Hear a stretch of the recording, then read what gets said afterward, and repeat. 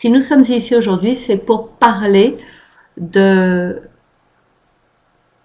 perspectives 2015 de Financement agricole Canada sur le commerce international. Et nous produisons de tels rapports à chaque année. Alors, on fait deux choses.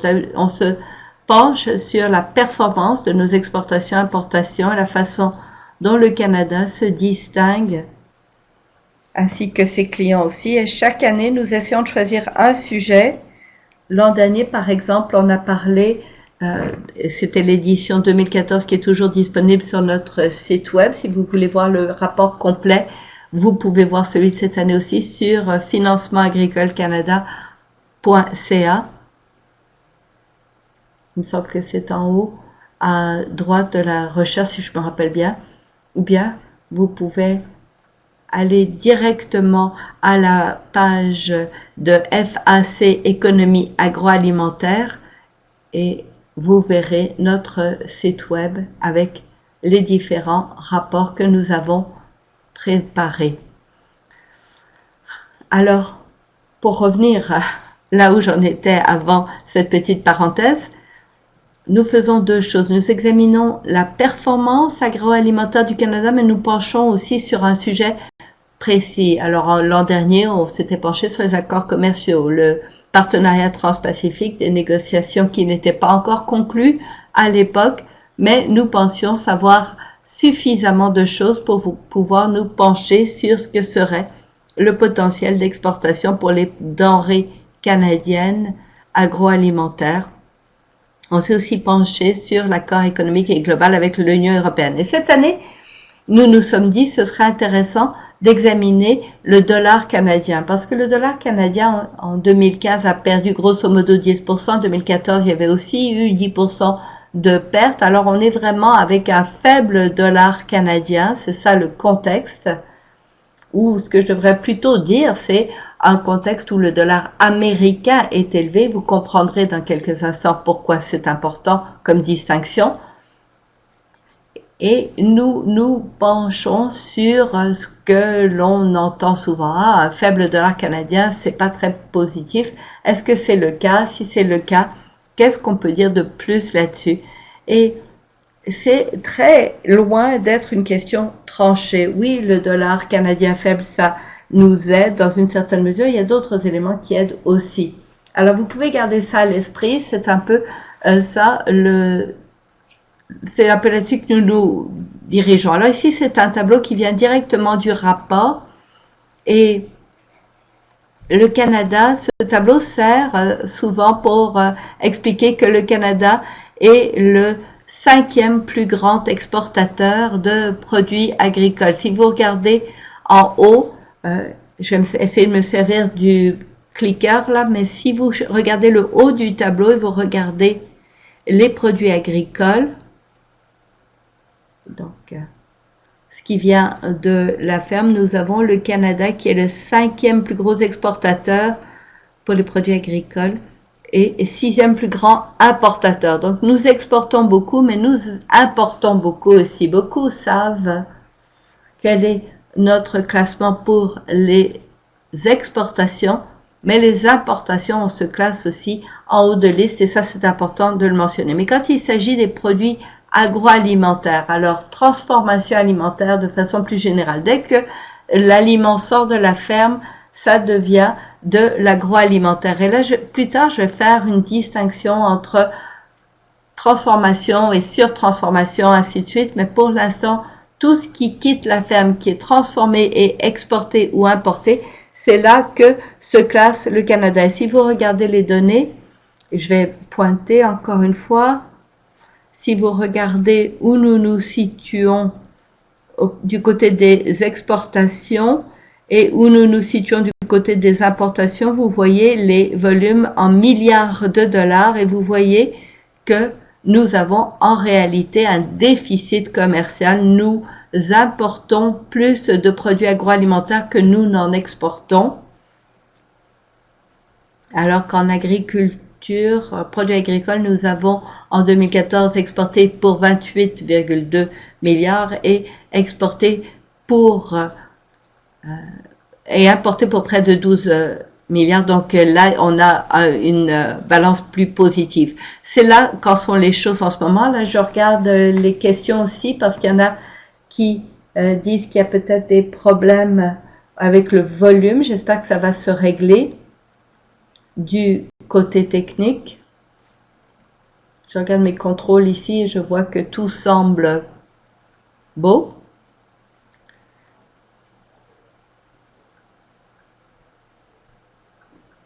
Alors, on va essayer de faire du mieux qu'on peut.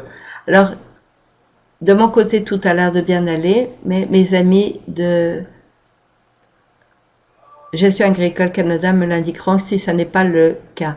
Mais ce qui m'impressionne le plus, c'est quand je regarde tout et que je le traduis par habitant. Je vais me chercher du pointeur de nouveau. Ici, c'est les mêmes chiffres que vous avez vus auparavant pour les denrées agricoles, tout ce qui était en haut du tableau. Et ce que nous faisons, en gros, c'est d'examiner ça par habitant. J'aurais dû dire que les deux lettres là, Z, E, c'est un peu inhabituel pour beaucoup d'entre vous. Et ce que c'est la zone européenne, ZE. Et ça, c'est un peu différent parce que ce ne sont pas tous les pays en Europe qui se servent de l'euro, qui font partie de l'Union européenne. Donc la zone européenne, ça n'est pas tout à fait l'Union européenne, bien que ce soit semblable et qu'il y ait des chevauchements. Donc c'est ce que je mentionne au sujet du ZE, la zone européenne, les plus grands exportateurs de produits agricoles et de produits alimentaires de façon générale. Mais par habitant, ce qu'il faut noter, la raison pour laquelle nous avons cette ligne diagonale à 45 degrés, c'est que chaque fois qu'un pays est en dessous de cette ligne, cela signifie que c'est un pays qui est exportateur net. Alors on a le Canada, l'Australie, ça n'est pas étonnant, mais voyez à quel point le Canada se situe au-dessus de l'Australie au niveau des exportations par habitant, à peu près au niveau de 800. Alors, par habitant, nous sommes de plus gros exportateurs que l'Australie. Et même si la zone européenne, dans l'ensemble, sont de plus importants exportateurs que le Canada, par habitant, ils sont de nets importateurs. C'est-à-dire qu'ils importent plus par habitant qu'ils n'exportent quand il s'agit de produits agricoles.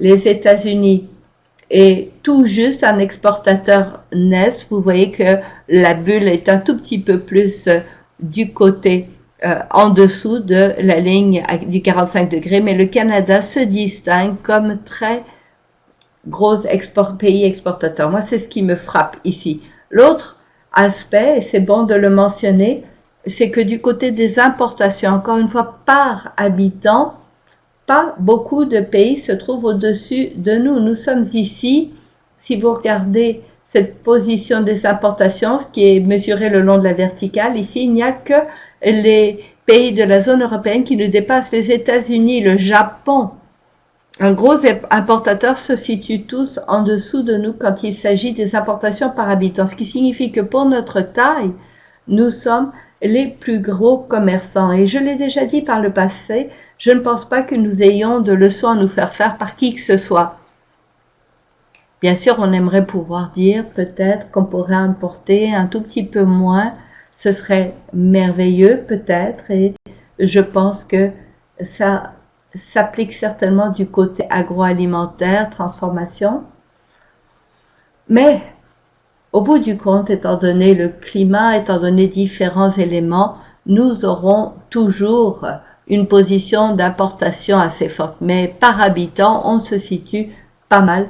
On est une nation très ouverte avec beaucoup d'exportations, beaucoup d'importations et on se tire très bien d'affaire à ce niveau-là.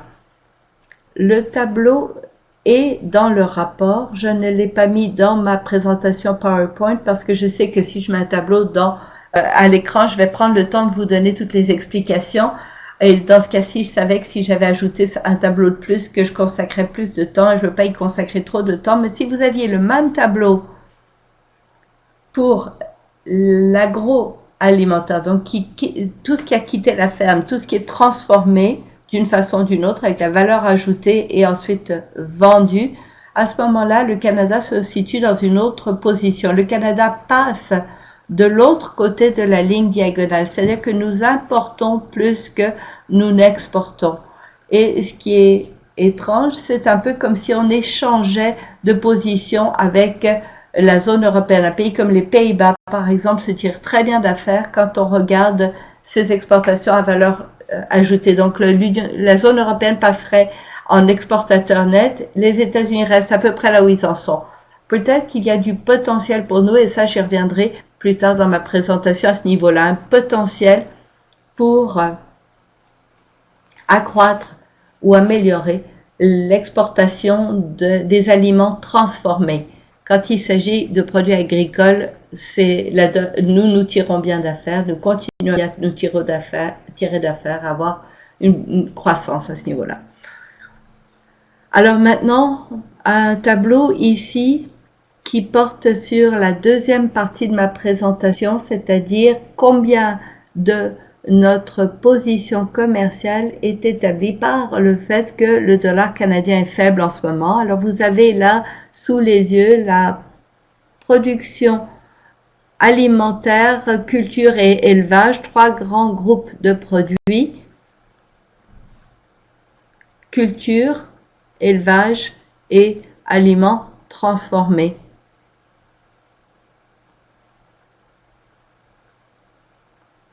Alors, transformation sur transformation, et vous avez part de marché des 5 grandes destinations du Canada en 2014. Alors, la Chine a une part de marché importante quand il s'agit des cultures et de la fabrication d'aliments. La Chine joue un rôle dans sa part et à sa part des exportations du Canada, mais par ailleurs, les parts restent stables au fil du temps. Et ce que nous allons faire, c'est regarder les devises non seulement américaines, bon, le Canada par rapport aux États-Unis, mais nous allons examiner les autres devises aussi, le dollar canadien par rapport à la devise chinoise, japonaise, mexicaine et européenne. Et nous allons essayer de comprendre s'il y a une baisse de la valeur du Canada par rapport à ces devises. Est-ce que ça aide à accroître nos exportations vers ces marchés? Ce que je peux vous dire directement, c'est que quand il s'agit de la production animale, une grande proportion de nos exportations à ce moment-là vont vers les États-Unis, et la réponse est donc oui. Quand notre dollar perd de la valeur, ça a une incidence importante sur nos exportations de bétail.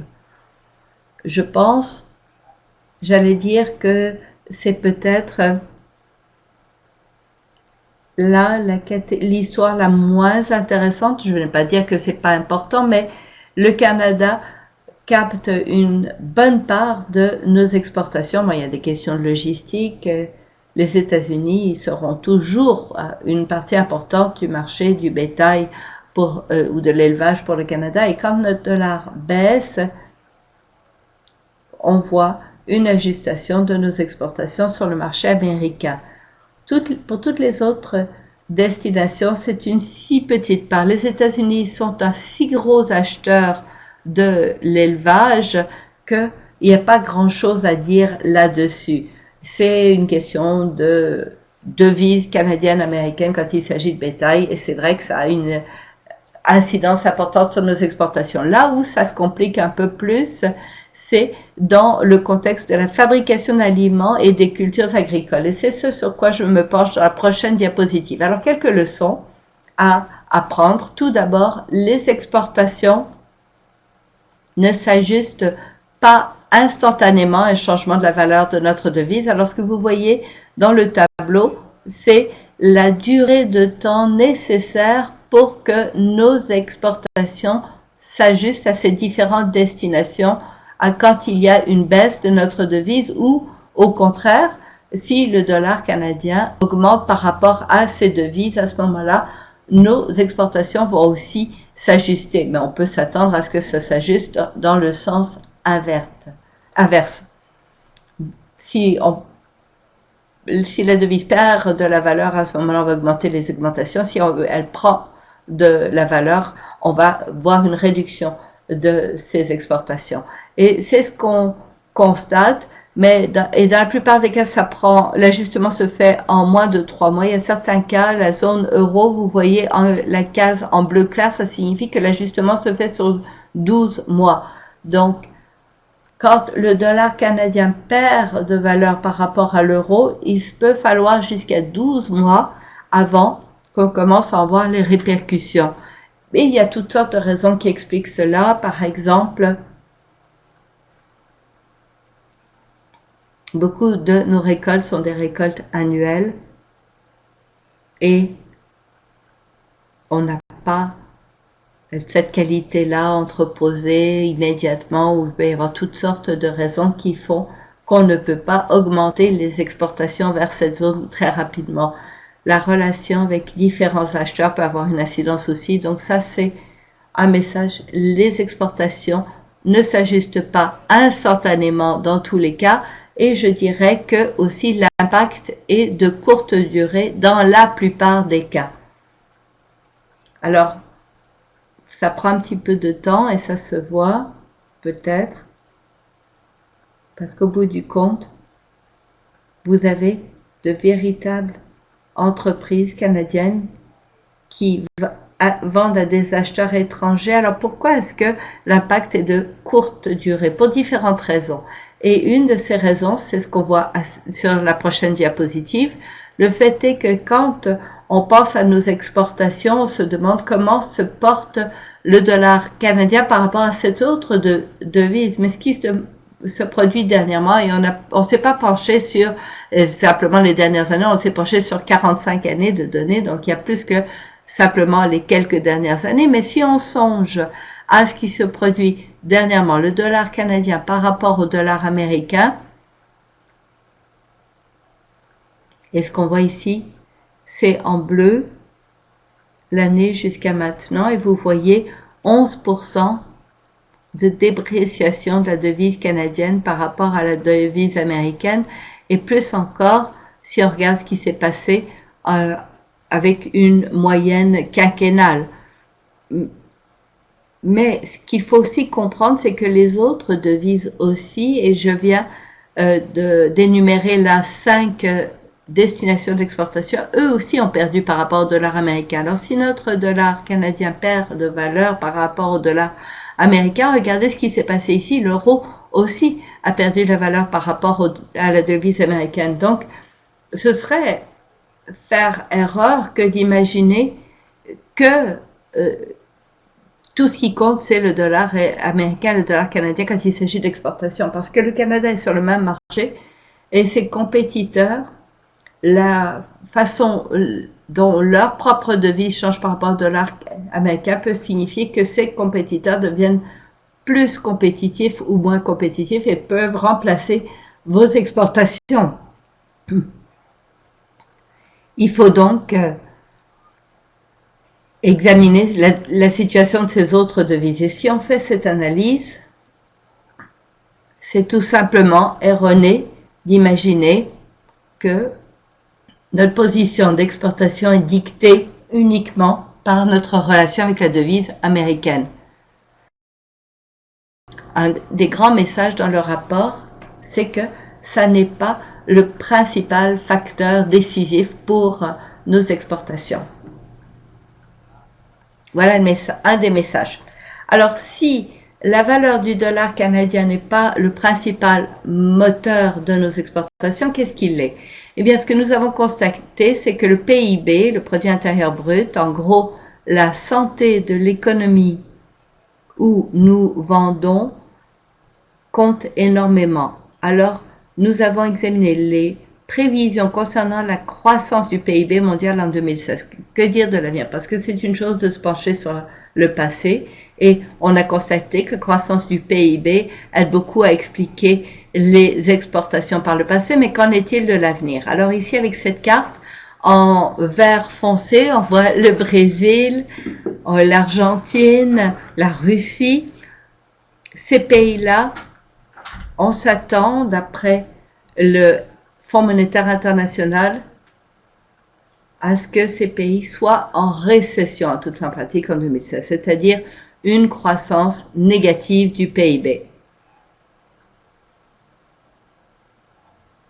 Alors, je ne veux pas me réjouir des problèmes, si on peut dire problèmes des autres, mais la réalité, c'est que ce sont là nos compétiteurs sur les marchés étrangers. Une récession ici au Canada, ça fait pas grand-chose au niveau de nos exportations parce qu'au bout du compte, on a ces denrées, ça fait partie de notre infrastructure de logistique, ça fonctionne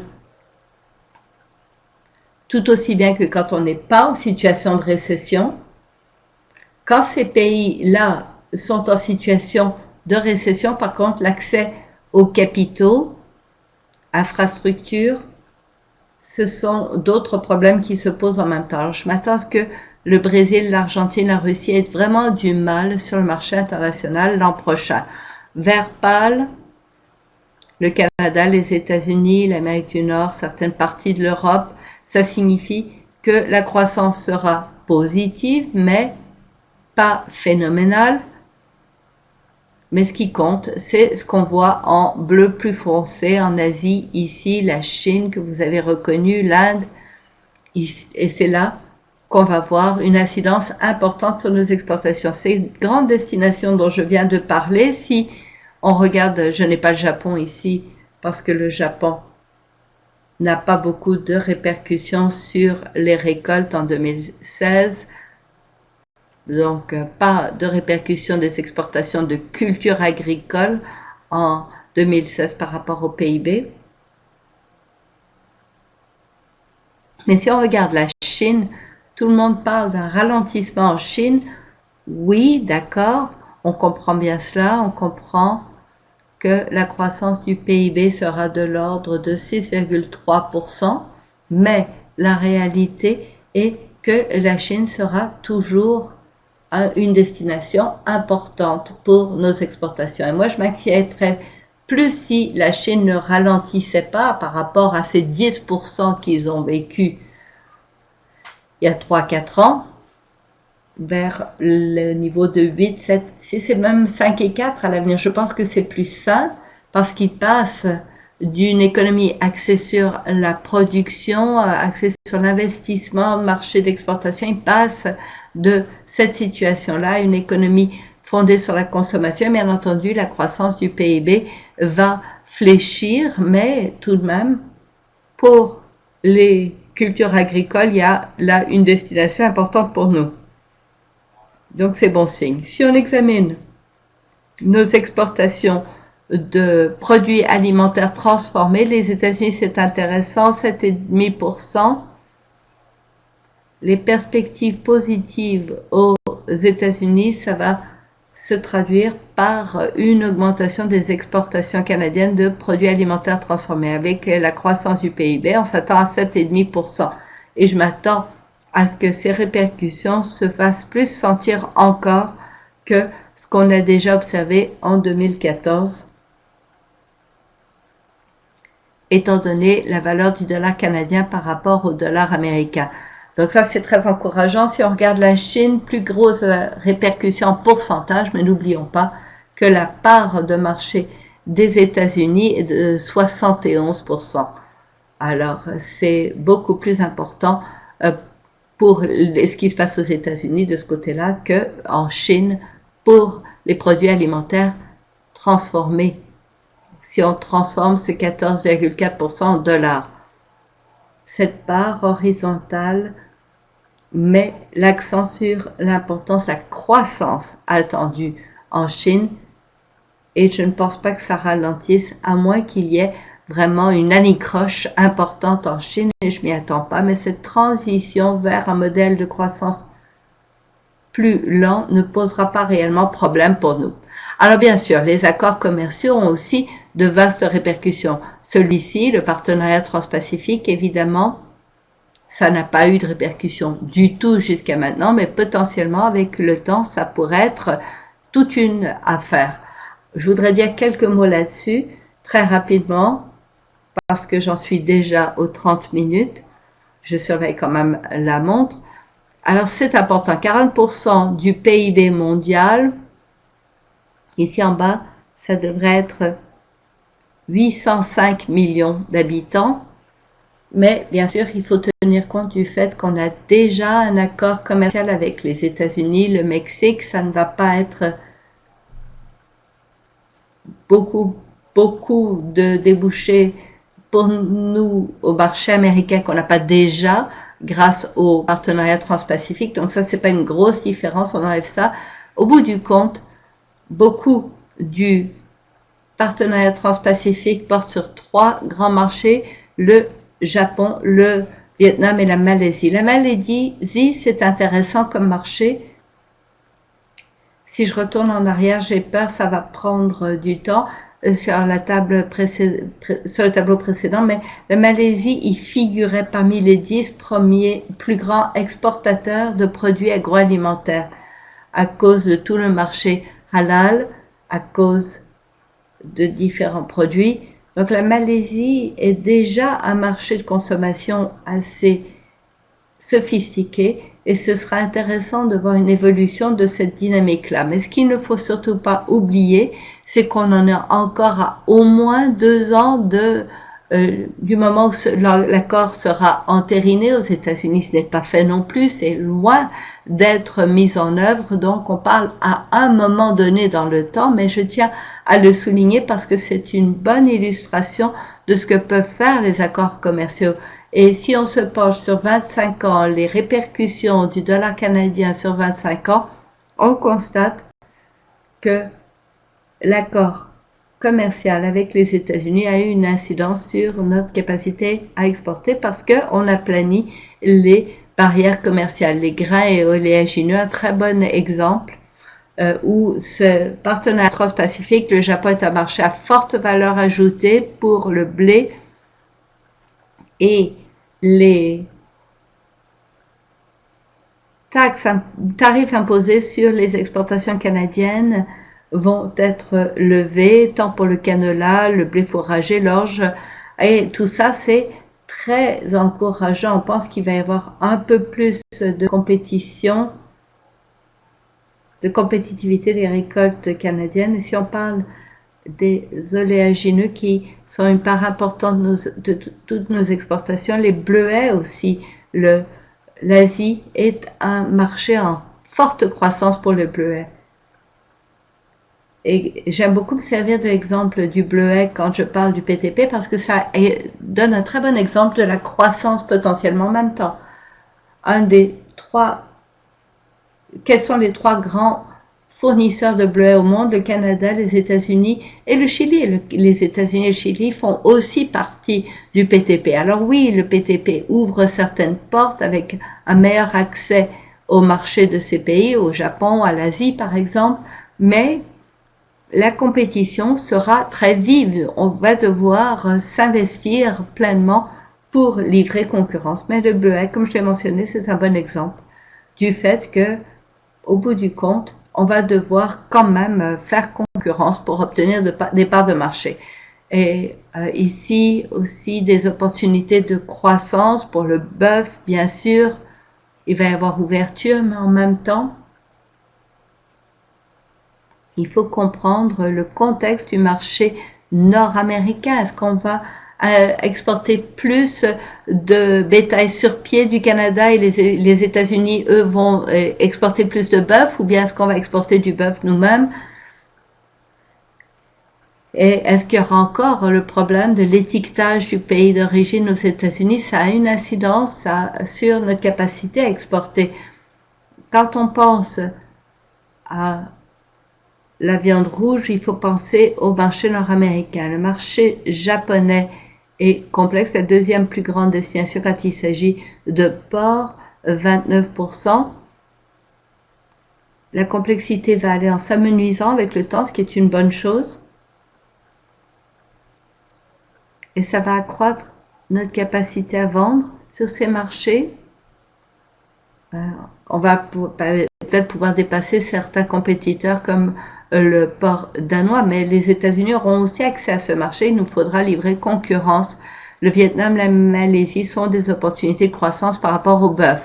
Ensuite, la transformation. Ça, c'est intéressant. Je ne parle pas là de tous les produits transformés, je vais parler de la surtransformation. Deuxième transformation, c'est la valeur ajoutée supplémentaire. Donc, pas simplement de mettre en barquette, mais on parle de repas préparés, tout ce qui est surtransformé. Si on regarde nos exportations en 2014, 9 milliards de dollars d'exportation, 92% vers des pays du PTP, donc très concentrés à cause du Japon et des États-Unis qui sont très présents, 95% vers les États-Unis. Alors on dépend énormément du marché américain. Ce que ceci pourrait faire, c'est de nous permettre de diversifier, et ça, du point de vue du risque, c'est une bonne chose, mais aussi peut-être réduire le déficit de notre balance commerciale. Nous avons un déficit de 3 milliards et demi, sans compter les boissons. Alors le PTP pourrait offrir des opportunités aux exportations vers, par exemple, la Malaisie. Il y a des possibilités là. Alors, je dois parler du secteur laitier, parce que c'est une question qui m'est toujours posée. Les détails, on n'en est qu'au tout premier balbutiement ici. L'accès au secteur que nous allons accorder ou concéder à d'autres pays pour le secteur laitier, ça représente environ 3,25%, pense-t-on, en 2016. Et je dirais qu'en ce moment, et je le souligne à chaque fois, je ne pense pas que le PTP soit le plus grand défi pour le secteur laitier à l'heure actuelle. Dans 2-3 ans, quand tout cela commencera à être mis en œuvre, 5-7 ans de transition et ainsi de suite, au fil du temps, oui, peut-être que ça va avoir des répercussions, tout dépend de ce qui va rentrer au pays. Mais pour l'instant, le plus grand défi, c'est le déséquilibre entre la matière grasse et les solides non gras,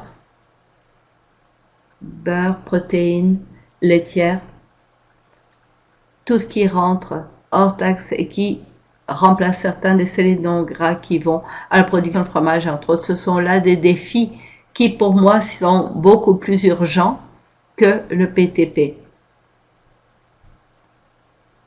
Mais il faudra y songer à l'avenir au fur et à mesure que nous aurons plus de détails programme de compensation potentielle à l'avenir.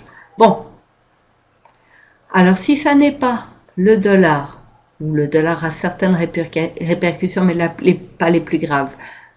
Le PIB a des répercussions, mais pas les plus graves répercussions. Et les accords commerciaux ont eu des répercussions par le passé, en auront aussi à l'avenir. Mais y a-t-il autre chose pour nous et notre performance commerciale? Et pour nous, ce sont les gains de productivité et l'innovation qui expliquent notre performance commerciale. On met ça vraiment à l'avant-plan dans les messages de notre rapport parce que nous sommes convaincus que la plus grave erreur à commettre, ce serait de tomber dans ce piège du faible dollar. Penser qu'on a un avantage au niveau des exportations simplement à cause du dollar, ce serait faire erreur que de voir les choses comme ça, parce que le simple fait que notre devise soit faible en ce moment par rapport au dollar américain, c'est le résultat d'un dollar américain qui est fort. Donc du point de vue de la rentabilité,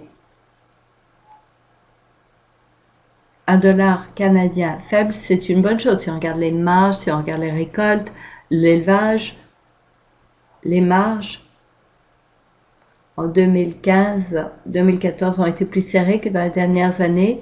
Une des raisons pour lesquelles, dans la plupart des secteurs, nous avons des marges positives, c'est à cause de la faiblesse de la devise canadienne. Mais quand il s'agit d'expliquer notre capacité à vendre sur des marchés étrangers, je ne pense pas que la devise canadienne soit le principal moteur. Il faut plutôt songer à la productivité. Nos gains de productivité ralentissent maintenant. Ils sont à peu près dans la moyenne, mais ça ralentit. Donc, il nous faut songer à cela. Pour l'avenir, qu'allons-nous faire pour accroître la productivité? Continuer à innover, profiter de nos forces, la salubrité des aliments. Le Canada est reconnu comme étant tout premier au monde en matière de salubrité des aliments, donc on a des avantages. Et qui devront nous permettre d'être en meilleure position. Alors, j'ai pris un peu plus de temps que prévu, mais je voudrais conclure avec les grands messages en agriculture. Et c'est le cas en ce moment, ça sera le cas à l'avenir. L'agriculture n'a jamais compté autant pour le Canada et le monde. Et je pense que nous sommes prêts à relever les défis. Le grand message du rapport, comme je l'ai dit, c'est de ne pas tomber dans le piège du faible dollar. Alors maintenant, je m'en remets à vous. Si vous avez des questions, et j'en ai vu paraître à l'écran,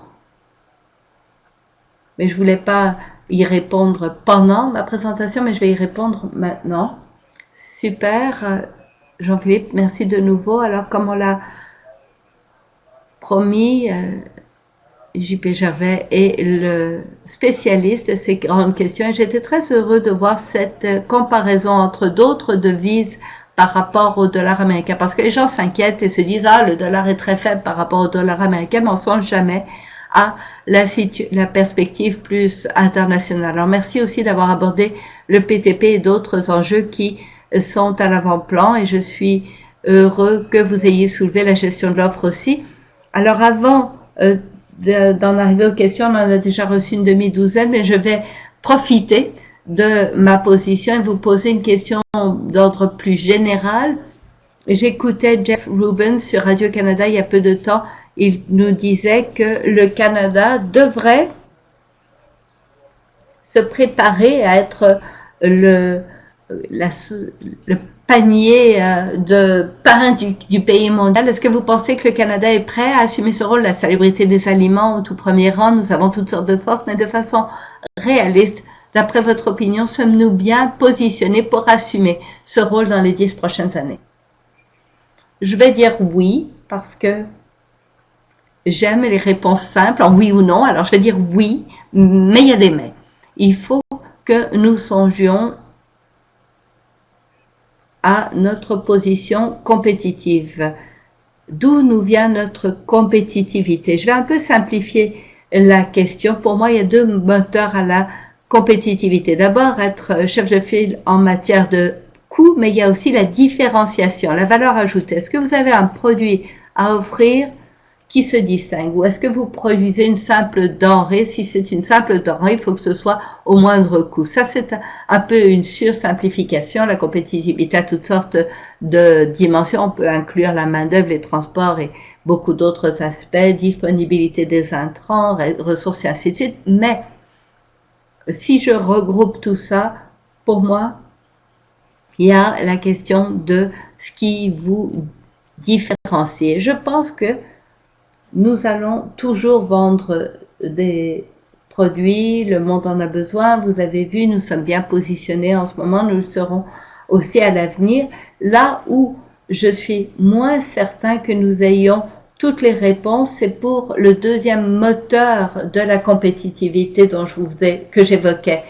Comment pouvons-nous pleinement profiter de ces forces que nous connaissons, la salubrité des aliments? Nous sommes très réactif à ce niveau-là.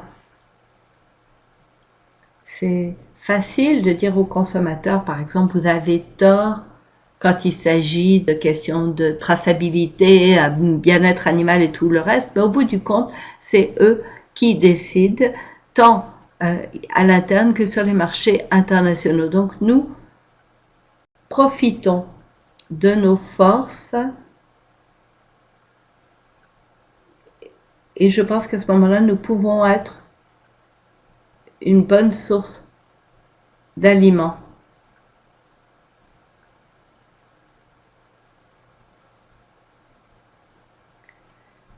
Je pense qu'il y a des choses que nous pouvons faire, mais si je reviens à la question initiale, je pense que nous allons être parmi les grands fournisseurs pour le reste du monde. En ce moment, j'avouerai que le marché semble être plus axé sur l'offre, mais la demande parce qu'il semble y avoir plus d'offres, mais la demande continue à croître et elle croît partout. Et cette croissance des marchés d'exportation est une opportunité pour nous. La demande va grandissant et nous devons mettre l'accent sur nos forces, l'innovation et ces moteurs de la compétitivité, ce qui peut servir à nous différencier. Donc une longue réponse pour une question assez simple. Mes excuses. Je ne sais pas si c'était vraiment une question assez simple, c'était assez succinct à mon avis. Alors nous allons passer maintenant à Jay qui demande est-ce que le canola est une exportation agricole ou agroalimentaire? Agroalimentaire, dans le contexte où qu'on a défini, je parlais de la Malaisie et le fait que, et vous le verrez dans le rapport, ils sont assez bien positionnés quand il s'agit d'exporter des agroalimentaires, et eux, c'est à cause de l'huile de palme. Ils sont très grands utilisateurs et exportateurs de l'huile de palme, et ça a une incidence sur leur classement. Pour le Canada, l'huile de canola, c'est agroalimentaire. Et Margaret, je suis heureuse de voir votre analyse des répercussions potentielles du PTP sur l'agriculture. Est-ce qu'il y aura un rapport sur l'incidence du PTP de la part de FAC très bientôt? Alors, nous n'avions pas l'intention de le faire jusqu'à tout récemment parce que la question nous revient sans cesse et je change un petit peu d'idée du coup. Dans les dernières semaines, j'ai un peu changé d'idée et peut-être qu'on va le faire. Mais le fait est que nous avons maintenant au moins quelque chose qui fonctionne pour nous. Nous avons le texte, ça c'est une bonne chose. Mais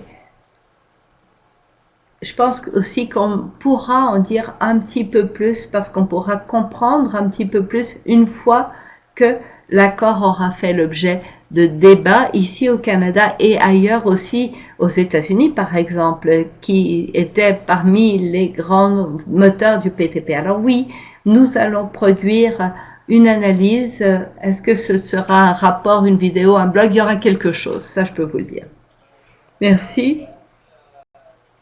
Une autre question. Avez-vous le sentiment qu'il y a un appétit politique pour l'infrastructure avec des fonds publics plutôt que des investissements étrangers? Par exemple, développement d'irrigation en Saskatchewan, ça pourrait représenter $1 milliard. Bon, il y a différentes choses à dire. Je pense qu'il y a un appétit pour trouver des sources de fonds privés et publics. Donc, il y a cette question public-privé, c'est une partie de votre question, et puis intérieur et étranger, c'est un autre aspect. Intérieur et étranger, c'est toujours un peu complexe. Si on examine les données au Canada, nous arrivons toujours à attirer pas mal d'investissements étrangers. Nous-mêmes, nous investissons dans des marchés étrangers directement aussi. Alors, je pense que les données sont assez éloquentes et il y a un appétit de ce côté-là. On verra de quelle façon les choses évoluent avec le temps. Je pense qu'il y a un peu d'incertitude, mais il y a un appétit en ce sens. Alors, une autre question rapide. Est-ce que les gains de productivité ont trait spécifiquement à certaines denrées ou à certains secteurs? Réponse, nous ne sommes pas penchés sur différentes industries. On a simplement fait une analyse très vaste, production animale, récolte et fabrication alimentaire. Alors, ces gains de productivité, c'est dans ces trois grandes catégories, mais bien entendu, tout dépend de la denrée précise. On peut avoir une évolution différente de la productivité, mais ce qui est très difficile quand on devient très pointu dans l'analyse pour les récoltes, par exemple, bon, c'est une chose de se pencher sur le rendement, mais il faut aussi tenir compte du fait que le climat va avoir une incidence, la météo aussi. Alors, si on compare les 10 dernières années aux 10 années précédentes, ça devient plus complexe si on va être très très pointu par denrée. Mais il y a, au sujet de la productivité en soi, en agriculture, il y a un rapport fort intéressant de l'OCDE produit en juillet 2015. Et à chaque fois que j'ai besoin de renseignements sur la production, c'est ce que je consulte. Sur le site web de l'OCDE, on peut voir les différentes productivités et rendements. C'est un rapport très intéressant qui mérite d'être consulté. Merci. Et une autre question, est-ce que le Canada investit suffisamment dans l'agriculture et l'innovation pour nous permettre d'aller de l'avant, de prendre les devants dans ce contexte? Eh bien, est-ce qu'on investit avant? Suffisamment, c'est une question intéressante, c'est une question qui m'est souvent posée. Est-ce que nous sommes compétitifs par rapport à d'autres? Il me semble que certains pensent que nous investissons de moins en moins, mais si on regarde en réalité les investissements publics et privés, je n'ai pas la ventilation, mais si on regarde les investissements publics et privés, nous nous comparons très bien à nos compétiteurs quand il s'agit d'investissements dans le développement, la recherche. Les études le montrent encore et encore. Le taux de rendement sur les investissements est plus élevé que ce qu'on pourrait s'attendre quand on pense à tout ce qui pourrait encore être investi. Donc nous n'investissons pas autant que nous pourrions le faire et que nous devrions sans doute le faire parce que le rendement sur les investissements est très élevé. Donc peut-être qu'on devrait en faire plus. Merci. Une autre question de Fred qui dit comment distinguer les aliments canadiens, parce qu'on sait déjà qu'on a une bonne réputation en matière de salubrité des aliments, mais qu'est-ce qu'on peut faire de plus pour différencier notre produit canadien? La valeur ajoutée, ce serait une possibilité. Quand les consommateurs demandent si par exemple le marché américain, dans le contexte du marché du maïs Canada, États-Unis, les États-Unis, un marché très semblable au nôtre. On a la chance d'être situé juste à côté de la plus grande économie au monde et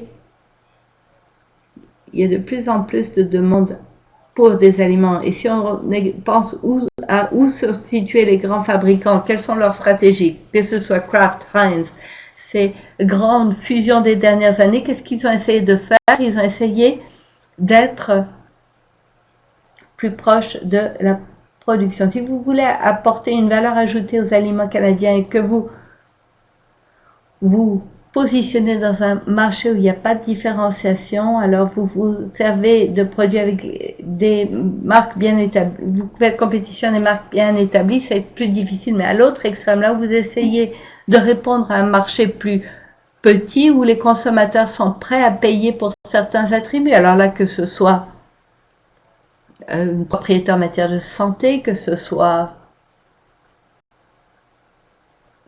des fabriqués à partir d'ingrédients locaux, ou bien les exemples sont multiples, à un marché créneau, c'est là que moi je verrais une valeur ajoutée dans la différenciation. Qu'est-ce que nous pouvons faire, qu'est-ce que nous pouvons offrir qui est innovateur sur le niveau.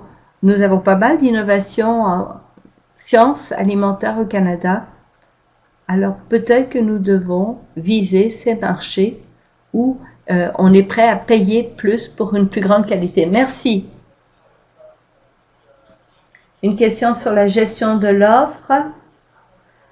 Comment est-ce que un producteur laitier peut être plus compétitif, sachant que leur coût de production est élevé? C'est vrai qu'il y a un coût de production élevé par rapport à d'autres pays du PTP, la Nouvelle-Zélande, l'Australie et les États-Unis. Ce que nous avons constaté dans les derniers mois, c'est que on a un développement du prix du lait qui n'a pas rapport au commerce. Je vais reculer un peu. Ça n'a pas rapport aux accords commerciaux comme la ECG et le PTP. Il y a un certain lien avec le commerce parce que nous avons des importations, mais en ce moment, sans ces accords à venir, on a un secteur laitier qui fait face à des pressions pour être plus compétitif. Et je peux vous dire que ça n'est pas une question d'échelle. Oui, certains plus grosses fermes laitières auront un coût de production plus faible, mais je vois des petites fermes qui peuvent être très efficientes. Une mesure de l'efficience, par exemple, ce serait les dépenses opérationnelles. Vous regardez les coûts variables et les dépenses et vous regardez les revenus, et pour baisser ce ratio des dépenses par rapport au revenu total, et on peut beaucoup en faire. Et je pense qu'en ce moment, on a une situation où dans le secteur laitier, on est un peu plus forcé à examiner les gains d'efficacité. Qu'est-ce que je peux faire? Identifier les 3 grandes dépenses et qu'est-ce que je peux faire pour réduire ce coût de production? Et dans la plupart des cas, on peut trouver des gains d'efficacité pour réduire ce coût de production. Et il y a des pressions en ce sens, réduire le coût de production un petit peu. Et je pense que c'est sans doute qui va se produire parce que quand les prix sont passés de 80 $ à quelque chose qui est plutôt de l'ordre de 72 cette année, c'est une grosse question. Ce qui va devenir des prix en 2016. Alors, les marges étaient beaucoup plus serrées. En 2014-15, on a eu un petit peu plus de production, alors ça a pu un peu compenser pour ces marges, mais à l'avenir, cette pression va continuer à s'exercer, c'est critique de se pencher sur les coûts de production et tenter de les diminuer. Merci. Alors, c'est bientôt la fin de l'heure. Est-ce que vous avez quelques mots en conclusion? Non? Écoutez, pour toute la documentation à l'appui, nous avons des vidéos, des blogs disponibles sur notre site web. Vous allez sur Financement Agricole Canada et Ag Economist et vous aurez accès à toute cette documentation. Et j'ai très hâte au prochain événement comme celui-ci.